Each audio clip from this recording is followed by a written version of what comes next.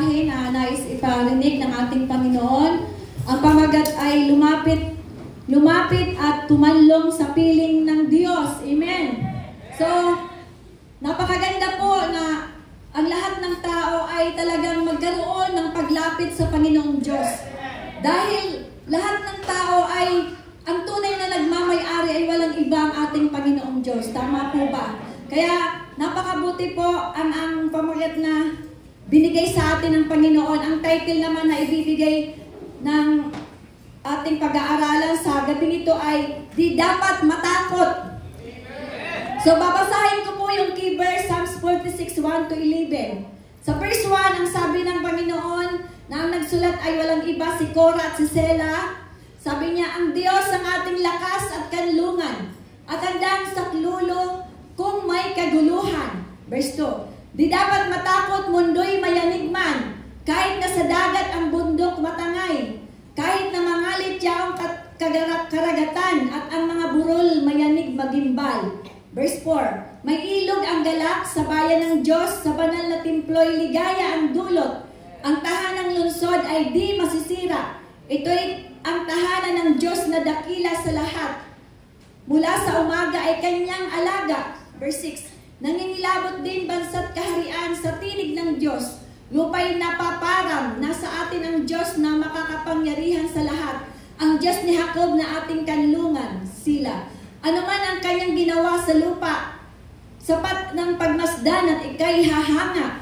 Maging pagbabaka ay napapatigil, sibat at palaso, madaling sirain.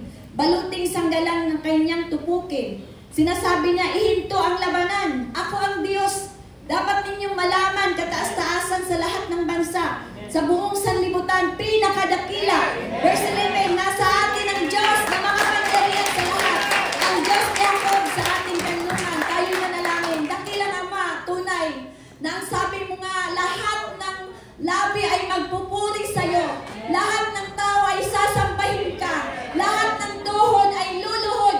Ang pagsasabing ikaw ang Diyos na dakilang makapangyarihan sa lahat.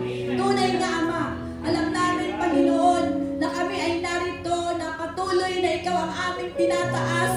Kami ay lumalapit sa iyo, sa piling mo, sa kanlungan mo. Kaya salamat, Panginoon, dahil it's a privilege po na kami po ay kinahabagan mo at kinaawaan. Kami po ay kinalinga mo, nilingap mo, Ama. Salamat po sa gabing ito ay meron kang nais na ipaunawa sa amin na kami ay hindi dapat matakot dahil kasama namin ang Panginoong Diyos na lumikha sa atin. Purihin ka, O Diyos, luwalhatiin ka, O Diyos. Maraming salamat. Hayaan niyo po na ang iyong lingkod sa oras na ito ay itago sa iyong likuran. Nagpapakumbaba, humihingi ng tawad, ano man ang nakita mo, mga pagkakasala sa isip, sa salita at sa gawa. At patuloy pong nagpapakumbaba sa iyong harapan. Gamitin mo lamang ako, Panginoon, sa oras na ito. Ikaw ang may pangalandakan, ikaw ang may taas. Wala mong ibang ipagyayaman dito mo niyan, tanging pangalan mo lamang. Panginoon, maraming salamat. Hayaan niyo na ang bawat isa ay malaman nila na hindi dapat matakot dahil kasama ka namin. Maraming salamat po, Ama. Sa oras na ito, samahan mo kami, O Banal na Espiritu. Hindi mo namin kaya ang mga salita mo, Lord, na ipapahayag sa gabing ito. Pero Lord, kami po'y nananangan sa iyo, kumakanlong sa iyo. Sa iyo lamang nagtitiwala na ikaw lamang, Ama. Ang Banal na Espiritu ang siyang magbibigay sa amin ng wisdom sa oras na ito. Maraming salamat po, Ama, in Jesus' name. Amen and amen. So napakaganda po na binibigay sa atin dahil alam ko marami tayong mga kaguluhan sa buhay. Marami tayong mga nararanasan. Minsan nagkakamali tayo ng kanlungan. Minsan namamali tayo ng pinagkakatiwalaan. Minsan ang buhay natin ay iba yung mga nagiging direksyon ng buhay natin na naiiba po ang nais ng Panginoon. Kaya po sa gabing ito, mayroon pong gustong ipaintindi ang Panginoon sa atin dahil talagang kung tayo ay lumapit na sa Panginoon, malalaman po natin at makikilala po natin ng malaliman kung sino ang Diyos na ating pinaglilingkuran. Tama po ba? Kaya po, bilang mga anak ng Diyos, sasabihin ko kayo ay tinuring na anak ng Diyos kasi kayo ay nakipag-isa na sa isang anak, sa isang anak ng Diyos, at walang iba yon ay si Jesus. Alam niyo po, lahat ng tao sa buong mundo na to ay nilalang. Nilalang po. Pero, matatawag ka lang ng Diyos Ama na tunay na anak kapag nasa sayo na ang ating Panginoong Jesus. Kaya napakahalaga na lahat po tayo ay talagang kailangang lumapit. Lumapit tayo sa piling at kanlungan ng Diyos. Dahil kung wala, hindi tayo lalapit. Kung hindi po tayo magpapakumbaba, hindi tayo maglalakas loob, hindi po natin mararamdaman yung apat na gustong ibigay sa atin sa gabing ito. So ano po ito? Katulad po ng pangako ng ating Panginoon. Sabi niya sa Psalms 46 verse 1 to 3, sabi dito, di dapat, number 1 na major point, di dapat matakot ang Diyos ang ating tulong at matibay na sandigan. So, basahin po natin yung Psalms 1 to 6, 1 to 3. Ang Diyos ang ating lakas at kanlungan, at handang saklulo kung may kaguluhan. Di dapat matakot. Kaya kung lubos na kilala po natin ang ating sinasamba, tinatawag, niluluhuran, pinupuri, tunay na wala kang dapat na ikatakot, kapatid. Kahit na ang mundo'y mayanig man, kahit sa dagat ang bundok matangay, kahit na mangalit yung karagatan at ang mga burol, mayanig magimpal, wala kang dapat ikatakot, kapatid. Yan po ang pangako ng Panginoon. Sabi pa sa Psalm 62 verse 8, sabi dito, ang kaligtasan ko't aking karangalan ay buhat sa Diyos, nasa Kanya lamang. Purihin ang Panginoon. Siya'y malakas kong tagapagsanggalang, matibay na muog sa aking kanlungan. Mga kababayan, sa lahat ng oras, magtiwala sa Diyos sa Kanya. Ilagak ang inyong pasanin ngayon dinadanas. Mayroon po ba kayong dinaranas ng mga pasanin? Ipagkatiwala po natin yan sa ating Panginoon. Dahil siya po ang may responsibility po sa atin bilang anak, bilang tatay. So, yun po ang ibig sabihin dito na yung mga kabagbagan natin, lahat ng mga nararanasan natin ay ipagkatiwala lamang daw natin sa Kanya. Amen? Siya ang kublihan, magdulot ng lunas. So, yun, napakaganda po. Ano pa ang sinabi ng, ito yung mga supporting verses lang po. Sabi pa ng Deuteronomy 4:7, sinong Diyos ng ibang bansa ang handang tumulong anumang oras laban kay Yahweh? Wala po. If God is with us, who can be against us? Di po ba? Talagang napakahalaga po na talagang ang kailangan pala lamang natin kapag ikay nasa kaguluhan na, kapag ikay punong-puno na, hindi mo na kaya. Talagang wala ka nang magagawa. Kumbaga, para sa'yo, wala ka ng pag-asa, wala ka ng, ay, hindi ko na kaya. Alam niyo po, ito lang ang sinasabi ng Panginoon. Di dapat matakot, lumapit sa Kanya. Lumapit, tumanlo. Kasi nga, ang Diyos ang ating tulong at matibay na sandigan. Amen! Di dapat matakot. Psalms 46 verse 4-5. Basahin po natin yon. May ilog ang galak sa bayan ng Diyos. Sa banal na templo'y ligaya ang dulot. Ang tahanang lungsod ay di masisira. Ito ang tahanan ng Diyos na dakila.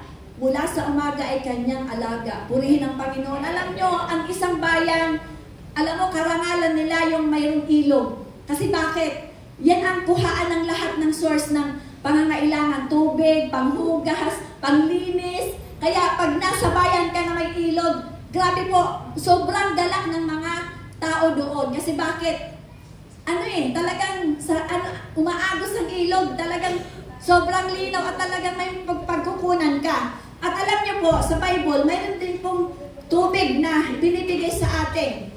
Di ba po, sabi ni Jesus, si Jesus po ang nagsabi nito. Sa John 7:38-39, sa verse 38, sabi niya, kung kayo'y nauuhaw, lumapit kay Jesus. May nauuhaw po ba dito? Nauuhaw sa pagmamahal. Nauuhaw sa mga bagay na hinahanap mo. Nauuhaw ka sa relasyon na hinahanap mo na maging gusto mo talaga. Di ba? So marami po tayong kauhawan. Pero ang sagot ni Jesus, hali kayo. Kayong mga nauuhaw, lumapit kayo. Sabi ng verse 38, at ang lahat ng nananalig sa akin ay uminom. Sapagkat sinasabi sa kasulatan, mula sa pusong nananalig sa akin ay dadaloy ang tubig na nagbibigay buhay. Purihin ang Panginoon. Dadaloy. Kaya pala, talagang grabe mo pag nasa atin ang Panginoong Yesus, parang pati pag-inom hindi mo na nagagawang uminom. Parang hindi ka na nauuhaw. Di po ba, meron pong ganon na buong araw hindi na uminom? Baka ako lang ba yun? Hallelujah. Kasi ako po, kaya ko po, buong araw wala pong tubig. Praise God. Kaya minsan naisip ko ito. Hallelujah. Sabi sa verse 39, ang tinutukoy niya ay ang espiritong tatanggapin ng mananampalataya sa Kanya. Sapagkat hindi pa naipagkaloob noon ng espiritu dahil si Jesus ay hindi pa muling nabuhay at niluwalhati. Noong mga time na yon ay talagang hindi pa siya dumanas ng pagkamatay. Kaya kasama pa lang siya ng mga alagad. Pero talagang ang Panginoon ay nangako. Sabi pa ng Ezekiel 47 verse 9, lahat ng lugar na maagusan nito ay magkakaroon ng lahat ng uri ng hayop at isda. Pagdating ng agos nito sa dagat, napatay, magiging tabang ang tubig ng dagat. Lahat ng lugar na abutin nito ay magkakaroon ng buhay. Amen? Dati po, ang espiritu natin ay patay. Pero alam niyo po, nung time na tinanggap mo, taong sa puso si Jesus, grabe po, binigyan po tayo nito. Rinigaluhan tayo ng Diyos Ama, ng banal na espiritu. Kaya ito po yung ang mga mananampalataya sa Panginoong Jesus ay alam ko mayroon na po nito. Amen? So, purihin ang Panginoon. Sabi pa ng Isaiah 12:3, malulugod kayong sasalok ng tubig sa balon ng kaligtasan. Amen? Number 3, di dapat matakot ang Diyos na ating pinapanampalatayanan ay kasama natin. Hindi siya matitibag. Alam niyo po, minsan ito po yung nakakalungkot. Akala natin nag-iisa tayo. Akala natin wala tayong karamay. Akala natin walang nakatingin sa mga sitwasyon na mayroon tayo. Kalungkutan, kahirapan, kabalisahanan, at mga suliranin na talagang minsan, ito nga po ang nakakalungkot. Dahil tayo ay may relasyon sa Panginoon, pero hindi natin kilala ang Panginoon. Pero ang mga problema ay talagang kaakbay mo na. Di po ba? Mas para bang, ang feeling mo ay sinandigan ka na ng mundo. Pero hindi po. Dahil sabi dito, ang ating pinananampalatayanan, dapat maging confident ka na lahat ng iyong pangangailangan ay ipagkakaloob dahil kasama po natin ang ating Panginoon. Diba?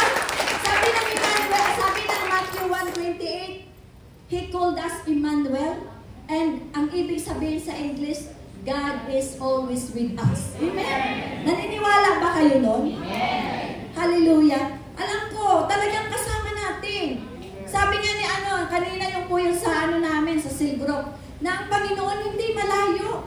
Sabi ni Pablo, akala niyo malayo ang Panginoon? Hindi po. Nasa bibig niyo lang at nasa puso niyo. Kaya anytime na, halimbawa may mga nangyayari sa atin, may mga problema ka, huwag ka magpaano doon, control. Kailangan, manangan ka, tumanlong ka, magtiwala ka, magligang ka sa ating Panginoon. Dahil siya po may responsibility sa ating lahat. Anak niya nga tayo, di po ba? Sabi ng John 1:12, at sino mang manampalataya sa Kanya, ay, sabi niya, binigyan ng karapatan na maging anak ng Diyos. So, ibig sabihin, anak na tayo ng Panginoon. Mayaman ang ating Panginoon. Kaya hindi niya pababayaan ang kanyang mga anak. Di po ba? So yun, panghawakan po natin yun. Ang ating pinanampalatayanan ay genuine. Genuine. Tayo ay talagang kasama natin. And lastly, di dapat matakot. Kalma ang Diyos. Ang may control ng lahat. Dapat ninyong malaman. Amen? Sa English, napakaganda po nito. Be still. Diba? Sabi niya, still ka. Ano ka lang? Kalma ka lang. Kalma ka. Dahil ang Diyos mo ay, siya po ang may control ng lahat. Siya po ang may alam ng lahat. Hawak niya ang lahat. Katulad ng mga Israelita, si Shadrach, nahahanga ako dito kay Shadrach, Meshach, and Abednego.